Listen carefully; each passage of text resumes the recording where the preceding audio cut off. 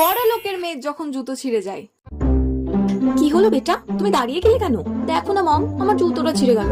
Don't worry বেটা, আমি এখনই তোমাকে পৃথিবীর সব থেকে বড় শপিং মলে নিয়ে গিয়ে এমন 100টা জুতো আবার কিনে দিচ্ছি। এসো। Oh my god, you are best mom. আমাদের যখন জুতো ছিঁড়ে যায়।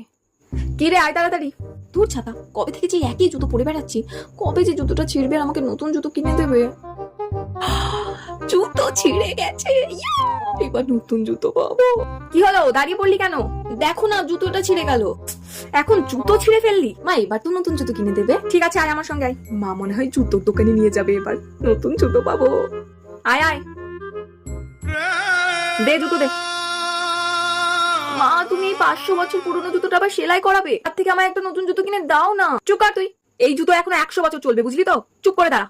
এ না মুচি ভাই, এই জুতোটা এমন ভাবে সেলাই করে দাও যেন একেবারে নতুনের মতো লাগে, বুঝলে তো?